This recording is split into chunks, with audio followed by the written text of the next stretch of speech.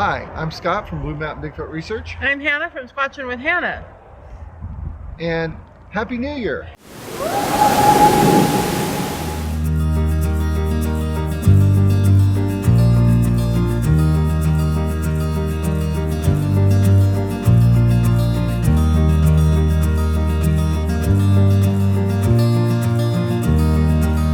It is January 1st, 2020.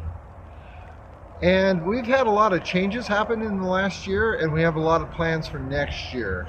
And this is our little video to show you what's going on. And how our 7-year plan to become full-time RVers didn't quite work out like that. No, it kind of turned into what, a one and a half year plan? 1.5 year plan. So today we want to just kind of share with everyone how we've become full-time RVers in just a year and a half and give you a tour of our new home. So here we go. You know about our Bigfoot squatching truck, and we've got a video, and I'll link that above, on what's it entails. But what you don't know is our brand new RV. Okay, this is our, new to us, 2016 Outdoors RV Blackstone. And one of the reasons we chose this is we did a lot of research in the last year and a half. Watched a lot of YouTube videos about campers, and we toured a couple, well actually several RV factories, and this was our dream choice. Now, we just sold our almost 5,000 foot square home, put what we wanted to keep in storage, sold everything else we owned, and bought this. And the reason we bought an Outdoors RV is because it is really, truly a Four Seasons camper. It has everything insulated. It has 2-inch thick walls instead of 1-inch thick walls. It has a lot of stuff, but we'll go through that later. But here's our new home. So coming from like a 4,500 square foot historic home in our local downtown to a 28 foot long camper has been kind of a challenge, and we had originally planned 7 years to make that transition. It went way faster than that. So, but I want to give you a tour of our new 200 square foot living space, and I hope you'll find it just as warm and cozy as we find it. So our first challenge was finding a place to hang our coats, and I had a lot of coats because I'm 50 years old, and I never know whether I'm going to be hot, cold, or somewhere in the middle. So I have the big heavy coat, and I have the sweater, and I have the raincoat, and all these things. And Oregon, you never know what the weather's going to be anyway. So we made a makeshift closet with a hook and 4 hangers, and that's our closet. So, and this is our great room. It has everything that any great room in any beautiful home has. It has a living room, complete with recliners. I've never owned a recliner in my life until we bought this camper. I don't know where I've been or what I was thinking, but recliners are definitely the way to go. We have a pull-out sofa for guests, primarily grandchildren. We have a fireplace. See, campers have really come up since that truck camper my grandparents had, 40 some years ago. Fireplace. They have a great big smart TV. And over here we have the heart of the home, of course, which is always the kitchen. I have to be honest, I was a little concerned about kitchen space because I am kind of like a little Pauline mini-me. I love to cook, I love to entertain, I love to do all the things in the kitchen. When we lived in our big house, I lived in the kitchen. I had an office, but I would haul all my stuff from the office into the kitchen and sit at the island and do my stuff in the kitchen. I just love the kitchen. And I had a 5-burner double oven, pantry style refrigerator and all those things. And so we were really looking for a kitchen that could work for my cooking style. And this is a rear kitchen. It's kind of in the back side of it. It is not on a slide out, which actually is kind of good because there's a lot of weight here. We don't have anything too heavy on the slide out. So we've got a double sink. We've got a 3-burner stove. We have an oven. that I can tell you right now will not cook a Thanksgiving turkey. It might cook a Cornish hen. Fortunately, we have an electric turkey roaster that we hauled out from our storage unit to use for the turkey. But so far, after 2 months of living here, I've been able to cook anything I wanted to cook. And maybe I didn't need 5 burners and 2 ovens and a pantry double-door refrigerator. Our refrigerator is about 8 cubic feet and it holds everything we need it to hold. I've started shopping just once a week for a week's worth of food, and it is just fine.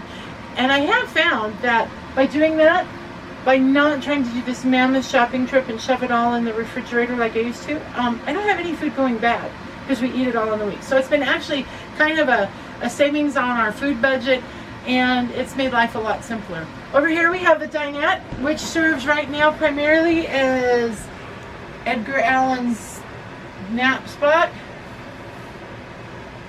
Hey Edgar, say hello. Anyway, what's really nice about this dinette is that we loved the U-shape. We like the U-shaped dinette. We think that's really really classy. But when we need to, we can rearrange it, pull out the center section, and turn the table so that it turns into a regular booth style dinette with an extra seat out here in case we have company. So that is the great room, and as you can see, tons and tons of storage. I have got 7 drawers. I've got undersink storage, 3 cabinets, and all these cabinets in here for storage. So we're going to go into the master suite now, actually the only suite. But our last house had 5 bedrooms in it. We had 5 bedrooms. We had dining room, living room, parlor, kitchen, 3 bathrooms. Amazing amount of storage. 3 stories. And what we when we were talking about this massive transition, we did the math, and out of 4,500 square feet, we lived in about 300 of that. Most of our mortgage payment was going to a house that we walked through, and so the master suite is now much smaller, but you know what? We still sleep in the same amount of bed that we did in a 4,500 square foot home. So come on back here to bedroom. Welcome to our bedroom. I know it sounds a little creepy when I say it like that, but this is our bedroom. And the first thing you need to know, this is a full-size standard queen mattress. It is not, however, the mattress that came with the rig. All those wonderful, camper mattresses that you hear about. We slept on our camper mattress for about a month, decided it was just not going to work for us or our need for deep, undisturbed, not tossing and turning sleep. And so we invested about $800 in a new mattress. Now, this is not sponsored in any way. I'm not getting any money to say this, but we are so pleased with this mattress. We just wanted to tell you that we bought a Tuft & Needle mint mattress, full queen size. It's about 10 inches thick, all these layers of memory foam. And I tell you what, I have never slept so well in my life. I've always slept better when we've gone camping. I love sleeping in a camper. There's just something really warm and cozy and comfortable about it. But after getting this mattress, I don't get up at night. I don't toss and turn. I generally wake up in the same position I started in the morning. So I'm getting some really good sleep since we moved in here. Super comfortable. We have, now one of our slide outs is the wardrobe. So this is, now in our old house, I had my own walk-in closet. We actually both had our own walk-in closets. His was half the size of mine, maybe a third the size of mine. But I had a walk-in closet, I had a dressing area, all those things that we think are so important. This is my 2/3 of the wardrobe, and this is Scott's third of the wardrobe. But we've got this slide out that serves as a wardrobe. We've got clothing cabinets on each side, and a great big storage unit above the bed where I keep my shoes. and I pared my shoes down. People wonder, well, what do you do with all your stuff? Well, you know, I just really analyzed, what do I wear every day? You know, in an average 2-week span, what do I wear? And I boiled it down to 4 pair of shoes. I've got a pair of tennis shoes. I have a pair of comfortable work shoes. I have a pair of dress shoes. And I have a pair of sandals. Oh, and hiking boots. So I guess I don't count the sandals. But anyway, I pared it down from like 15 pair of shoes, some of which I wore once a year, once every other year, to just the shoes and the clothes that I know I am going to wear to work and in the community, you know, every 2 weeks. So from a huge walk-in closet to 4 tiny shelves, and a slide-out wardrobe. That's a pretty big downsize. But this is our bedroom. What Scott likes about the bedroom is this.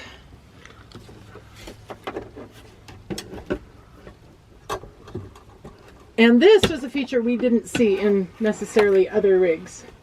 The TV that comes down. He's got his little stick thingy in there that makes it a smart TV. So everything we get on our smart TV in the front room, we can get in here. And of course, we have AI throughout the trailer, so all he has to say is, Alexa, turn on my Fire Stick, and there she goes, and she will turn everything on. And I actually think that turned on the TV. So anyway, Alexa, stop. And this is our bathroom. Now, aside from the kitchen, which is kind of a luxury anyway, because I know there are a lot of people who, you know, cook with, you know, hot plates, and that's fine. I think the biggest transition we've had to make is going from 3 bathrooms, 1 on each floor. You never had to use a flight of stairs to reach a bathroom, which at midlife is a very important thing. From that to 1 tiny little economy efficiency bathroom. So this is our bathroom, but it's a full bath. We have everything in here that we had in our big house. We have a toilet. We have a sink, a fully functional sink, a great big sizable medicine cabinet with, I have to say, really good makeup lighting. And because I work, I'm a teacher, and I have to look at least somewhat decent for, you know, my public, my adoring fans, otherwise known as my students. Great makeup lighting. We have actually quite a big bathroom storage linen closet. We've got room for our towels. We've got room for all of our toiletries, all of our first aid supplies, our cleaning supplies, everything in there. Huge 3 shelves of linen cabinet. I had a linen cabinet so big in my last bathroom, I didn't know what to fill it up with.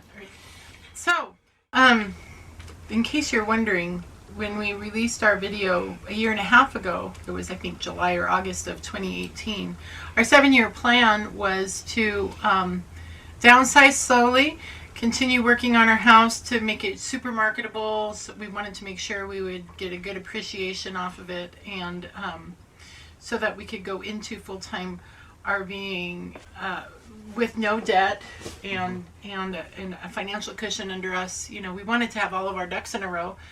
And so why are we sitting here 18 months later already full-time RVing? Well, our 7-year plan was kind of based around our retirement plans. Scott, it will be eligible for retirement in, you know, in I don't know what, another 6 years. Mm-hmm. No, 6 years. 6 years, whatever. Anyway, our 7-year plan kind of focused on his drawing Social Security, and with that, I could easily get online employment. I have enough degrees to do just about anything for anyone, anywhere, in any venue, because I've been a bit of a professional student throughout my life. But last summer, we had an experience with our grandson that kind of changed our minds about that. Yeah, we did. We took our tent that we had at that time, and really nice, really super nice Flexbo Kodiak tent. Not sponsored. We took my grandson to Montana. We did some squatching up there for 2 weeks. We stayed in a campground, so we had, some like toilets and water. Yeah. We were had access to water, but I set up quite a gourmet kitchen when we're roughing it like that. we Let me did. tell you. But what we did is we fell in love with just that 2 weeks in the woods. I spend stupid amount of times in the woods all the time by myself, and sometimes with Hannah. But the freedom of being out there for 2 weeks and just saying, "Hey, today we're going to go do this," or maybe not because the weather's bad, and completely unplugged from any technology. There wasn't cell service for like 50 miles, and so unplugged from email and YouTube and any of that. Yeah, the only interruption we had was about 6 o'clock in the morning. There was some metal signs that came into the park, and this woodpecker would go peck the metal sign. About 7 o'clock in the morning, I tried for those 2 weeks setting up trail cameras, try to catch him to do that, just so I could show it to people, and that was fun. But it was kind of annoying at 7 o'clock in the morning, saying ding ding. But who cares? Because you can sleep till 10 if your heart desires. Yeah. Or it was just, I would go out in the morning and I'd just kind of sit by the river that went through the campground and just kind of exist without any external pressure to do anything but just be. And then of course we had a grandson, who we have never, up until that time, we had never spent any significant dedicated amount of time with. And I think we fell in love with being grandparents. No, we did. It was a lot of fun. And I think he fell in love with being in the woods too. He hadn't spent a lot of time doing that. And he's a city boy. Yeah, but he spent a night in a thunderstorm in a hammock with a tarp over it and everything. Well, he spent half the night. The rest of the night, he ended up in the tent with us. But after the bulk of the storm passed. Yeah, but he was just snug as a bug in a rug, totally dry. Yeah, and he loved it. I kept hollering over, "Are you okay?" And he goes, "I'm fine." But we finally brought him in just in case. But it was a lot of fun. So, future plans. So that's what drove our decision to change it from a 7-year plan to let's just do it now. We came home. We said, honestly, we are paying a mortgage payment every month and stupid amounts of utility bills for a house that we live in with animals, and we walk through to live in 300 square feet of it. Why are we doing that when we could invest our resources in being able to go out when we want to go out, spend time with our grandkids and our kids when we want to, kind of on our own terms. Mm-hmm. And so we got home, we put our house up on the market, fully assuming, because we know the market in our area, fully assuming it would be at least a year before anyone even nibbled at it.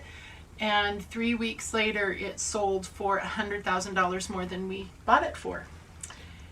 As is, no special anything. It just, the market in our town did this weird thing, and we cashed in on it. And so we could buy our rig outright, and we could pay off the vast majority of our financial obligations, so that we are now living in a local campground, free and clear, which is amazing. I don't think we've ever experienced that in our entire adult lives, being not beholden to anyone. We still work during the year. We are here at this cute little campground for a fraction of what we were paying as sticks and bricks homeowners. But future plans include, until the magic retirement age hits, when we're not working, to be, on school holidays, summer vacations, that sort of thing. Yeah, we are going to be out. We both work for a school district, so we get your standard, Christmas vacation, which we're on now. Yes. And your, spring break, summer break, all those. So we plan on spending a lot more time together that we never used to in the woods. Of course, pursuing my Sasquatch research, and her being able to, she wants to, delve further deeper into her blogs that she's been doing. Yep. So SquatchWithHannah.com, go check it out. Yeah, and so we're going to do that. So after Christmas break is over, we got a little stretch to do at school until about March 20th. About March 20th, we've got our spring break. We are planning on going to an undisclosed location in southeastern Washington. Well, kind of central. South Central Eastern Washington. Anyway, up there, not quite in the sagebrush, but yeah. So we'll share more with you then. Yeah, we'll share that after the fact. See what we find. Also, with the financial gain, what do you call it? With the ability to save money that Yes. now we did not have with our housing. With our financial footprint as homeowners, we did not have money to put into savings, to think about the future, to do anything fun. Yeah. And we have that ability now. Right. All my squatching equipment, though I have a lot really cool stuff, it was just, piecemeal. This month I'll get this part, and this month I'll get this part until I can put it all together. Now I have the ability, was able to purchase some essential equipment that I didn't have before. So our squatching ability has got a lot more tech than it was before, and that was pretty high tech before. But so we do have thermal cameras now, and I do have trap cameras that work on a cell service, so I can keep an eye on them all the time. I did recently purchased, and this will be coming up in future videos, a really junky old, for cheap pop-up camper. It's like our very first camper. Like our very first camper we had. In fact, it's almost identical, but it is in way worse shape, and it was just pretty much trashed. That's why I got it cheap. We are going to convert that. I say we, but probably I am going to convert that. I'm not converting anything. Thank you very much. Yeah.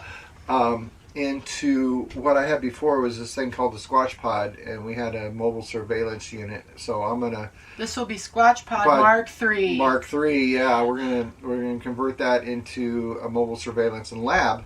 So when we're out in the woods, we have all the equipment we need. I have microscopes. I have, it had surveillance equipment built into it. And this will have a built-in kitchen, so he can eat while he's researching. Exactly.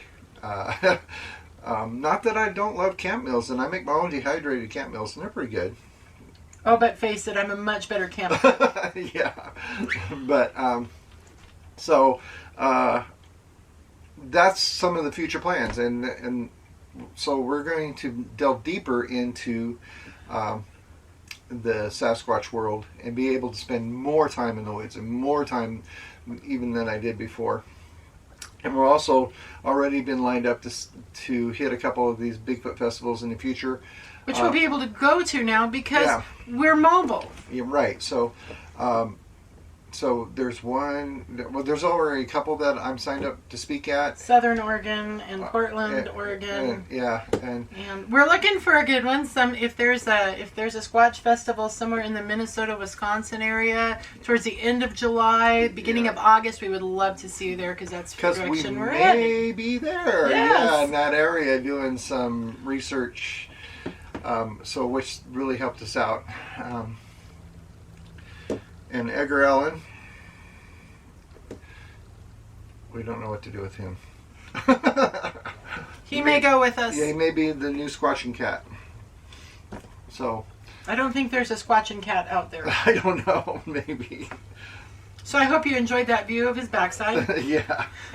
So shoo. All right. So, with that said, anything else? There is one more thing that we didn't tell you. So, we've watched a lot of these, a lot of RV channels, and as you can see, if you watch the video on our truck, which got linked above. Our track's name is Adelaide, and we named her that a long time ago before we were really into the squatching thing, and that has a whole other story behind it. But our last camper's name was Little Annie, because that's the name it came with. But everyone seems to name their rigs, and so we were thinking about it, and we asked our squatching friends about it, and we have come up with a great name for our new home. Yep. And so if you're out on the road and you see a big Outdoors RV Blackstone camper that says Paddy Wagon on the side, you will know that is Blue Mountain Bigfoot Research and Squatching with Hannah going down the road. So welcome to the Paddy Wagon, and if we're ever in your area and you'd like to meet up, I brew a great cup of coffee, and I love to cook and entertain, so come by and you can live our life with us for a few hours. Exactly, that's great. I love meeting people. I love hearing Bigfoot stories. I'm always open to that, always. So we're working on a few different logos on it right now. I haven't figured out exactly what we're going to do for the logo on it. I worked on one where I was kind of incorporating Blue Mountain's logo with Paddy Wagon, and I decided I didn't like it after I got it done. So we're going to work on some... Good thing I didn't like it either. Yeah, we're going to do some ideas on the logos, but it will say Paddy Wagon on the side of it, and I want to make sure it does have that silhouette of Paddy on it from the Roger Patterson film, if you are familiar with Bigfoot world. And then it'll of course have our websites on it, squatchoregon.com and squatchingwithhannah.com. So look forward to seeing us out there. If you run across us, don't be afraid to come by and say hi. Don't be a stranger. Yep. So. No one ever really is. We're kind of conspicuous. Yeah. So anyway, with that, thanks for watching. And keep it squatchy. And like and subscribe. We are this close to being monetized. Not that monetization in YouTube's going to help us any, but... you never know. Yeah. And we're working on setting up some other stuff, some patron stuff, so you can go over there and get some exclusive insider Bigfoot stuff that I don't produce. I don't produce a lot of the stuff we find. I share it with other Bigfooters, but I don't produce a lot of it to the general public. So if you're serious about squatching and you want some more info that you can't find elsewhere, his Patreon channel will probably be the place to get it. So it's a work in progress. That's not up yet, but we'll let you know when it is. So okay. Bye. Bye.